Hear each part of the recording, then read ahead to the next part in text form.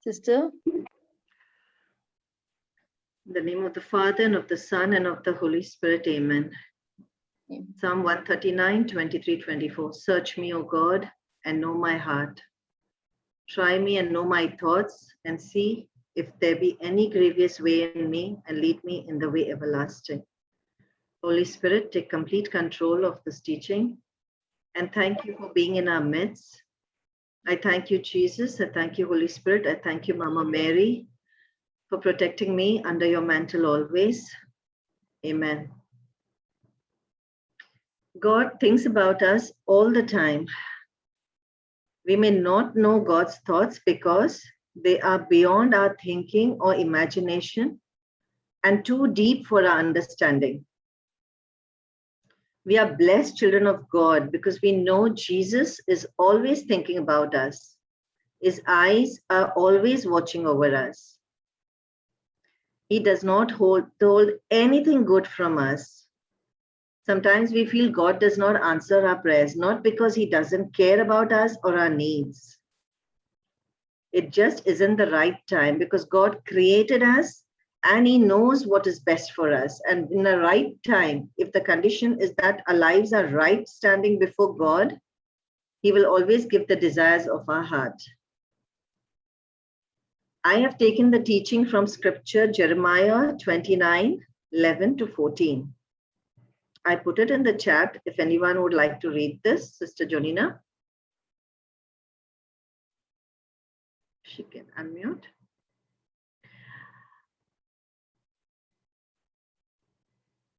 Thus says the Lord, for I know the plans I have for you, declares the Lord, plans for welfare and not for evil, to give you a future you hope for.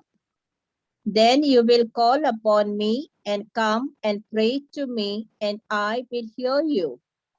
You will seek me and find me when you seek me with all your heart. I will be found by you, declares the Lord, and I will restore your fortunes and gather you from all the nations and all the places where I have driven you, declares the Lord, and I will bring you back to the place from which I sent you into exile. Amen. Amen. Thank you, Jesus. Thank you, Abba Father. Verse 11, I know the thoughts that I think towards you, thoughts of peace and not of evil, to give you a future and a hope. Nothing is far from God. The exiled Jews lived in the experience of God's judgment upon their nation. It was easy for them to think that God was against them, that he intended evil for them. Through Jeremiah, God assured them that his thoughts towards them were of peace, and that in his heart and mind, he had a future and a hope for them. How many of us believe in God's promises for us today?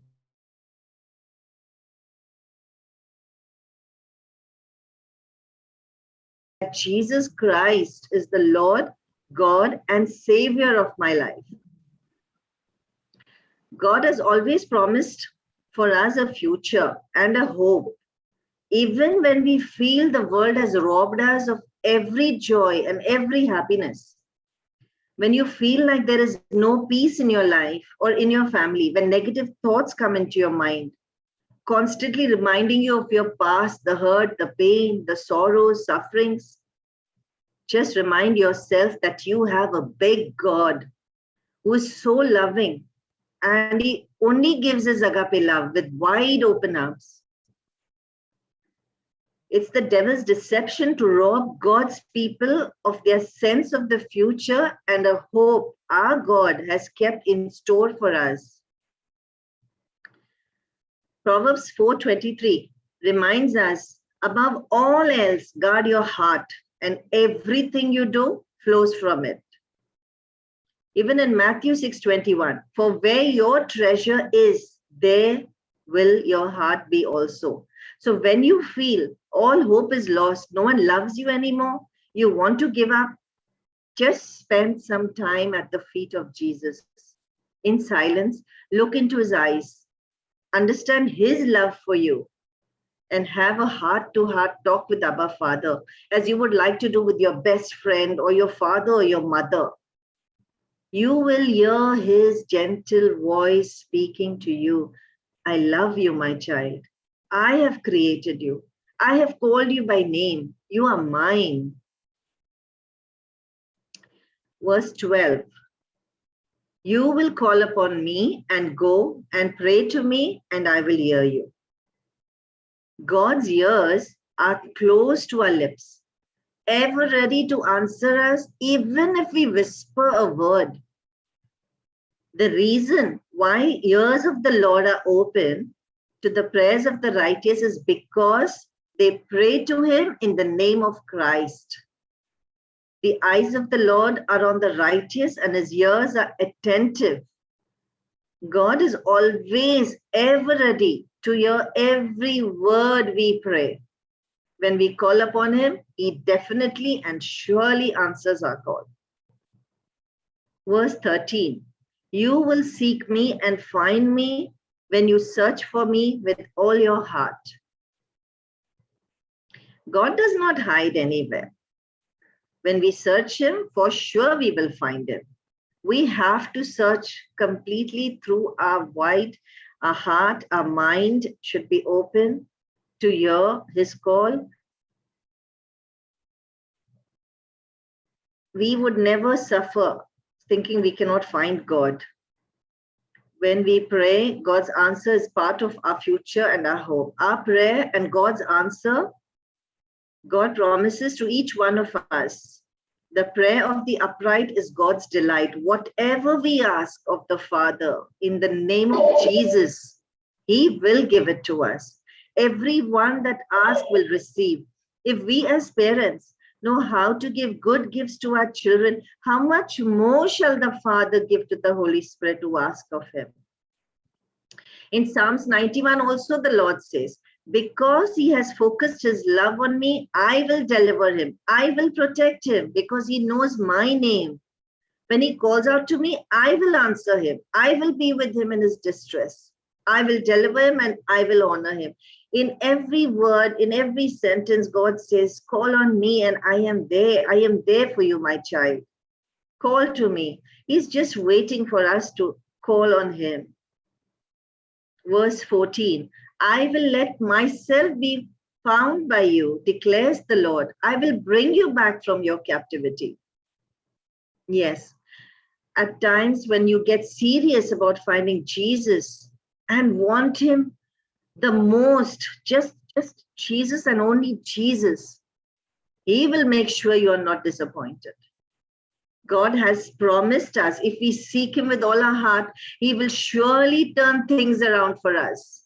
He will bring us back to the place when we felt the world abandoned us, even God has left us. We felt lost, imprisoned due to our own carnal thoughts and actions. But as we make that round turn, as we trust in the Lord completely and dwell in his holy presence, we will find that beautiful peace in our hearts. God has promised us he will restore our fortune. He'll bring us to the original place once again where we were born again and our lives was full of joy and happiness. John 14:27, peace I leave with you, my peace I give you. I do not give to you as the world gives. So do not let your hearts be troubled. Do not be afraid. The peace that will come into your heart when you call on the Lord, that peace will surpass all understanding. Christ's peace gives us a hope and reassurance which this world cannot offer. Christ's peace is permanent, guaranteed and eternal. But in this world, nothing is permanent except the peace of Christ. We must acknowledge this reality that every time we come across any hurdles in our lives, any battles we are fighting against, trust in God and he will hold on to his promise. For he's an all-knowing, ever-loving, powerful God. To know Christ is to know the way, the truth, and the life. The words actions and miracles of Jesus should give us the confidence to trust that he will make good on his promises. He is preparing the way for us to come so we can be where he is. He has given us the best gift of life, the indwelling of the Holy Spirit, which we need to activate daily. We need to pray in tongues. We need to talk to Abba Father in a language which is only the Abba Father understands our needs even before we ask for it.